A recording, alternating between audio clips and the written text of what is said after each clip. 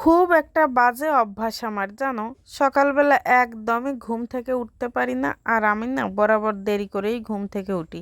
এপাশে যত রাত হোক আমি জেগে থাকতে পারি, কিন্তু ও পাশে সকালবেলা একদমই ঘুম ভাঙে না। কিন্তু তাতে কি, প্রত্যেক বছর এই দিনটা কিন্তু খুব সকালেই আমি ঘুম থেকে উঠি।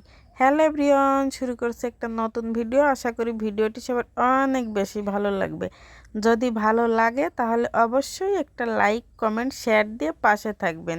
সকালবেলা ঘুম থেকে উঠেই এই যে আগের দিনের কিছু থালাবাটি ছিল, ওগুলোর কাজে লাগবে না তাই তুলে নিলাম। তারপরে এই যে মার আর বাবার বিছানাটা একটু গোছগাছ করে আমি আসলাম আমার ছেলের কাছে। দেখি ওর ঘুম ভেঙে গেছে।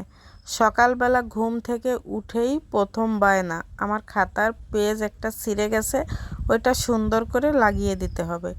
ঘুম থেকে উঠেই যেহেতু ছেলেটা আবদার করেছে, তাই আর আমি ফেলতে পারলাম না, সাথে সাথে ওর কাজটা করে নিলাম। আর এই যে সকালবেলা ঘুম থেকে ওঠার একমাত্র কারণ, এটা হচ্ছে আমার রাজাবাবুর জন্মদিনের সকালবেলার ভিডিও। খুব সকালে ঘুম থেকে উঠে পায়েস আর হচ্ছে লুচি বানানো হয়েছে, ঠাকুর পূজা দিয়ে এই যে তার মামনি তাকে আশীর্বাদ করছে। আমার চেয়েও সকালবেলা উঠেছে আমার বোন, ও হচ্ছে সব কিছু গোছগাছ করা হয়ে গেছে, আমি প্রায় তখনই উঠেছি। আমার রাজার মুখ আমি সকালবেলা সকাল 8টা 10 মিনিটে দেখেছিলাম, আর এই যে 8টার দিকেই পূজাটা দেয়া হয়েছে। ওর মামনি হচ্ছে পূজার কাজটা শেষ করেছে।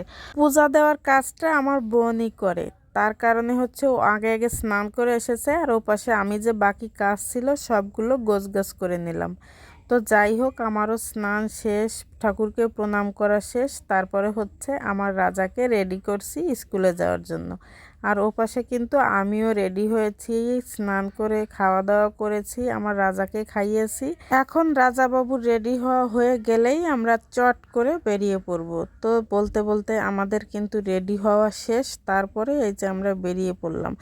আমার আজকে অনেকগুলো ব্যাগ ছিল, স্কুলে ল্যাপটপ নিয়ে যাওয়া লাগছিল, তারপরে আমার টিফিন বক্স, আরও অনেক কিছু ছিল। যেহেতু 2 দিন আগের ভিডিও আমার একদমই মনে নেই, তো আমরা রেডি হয়ে দাঁড়িয়ে আছি আমার মেঝো বোনের জন্য।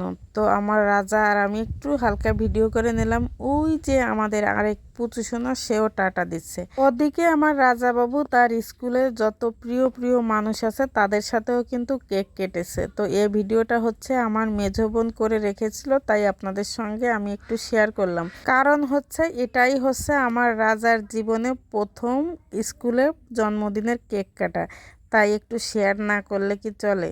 কেক কেটে তারা কিন্তু কি মজা করে দেখেন কেক খাচ্ছে, দেখেও ভালো লাগছে। যাই হোক, ভিডিওর একেবারে শেষ প্রান্তে ভিডিওটা এখানেই শেষ করছি। সবাইকে ধন্যবাদ, টাটা।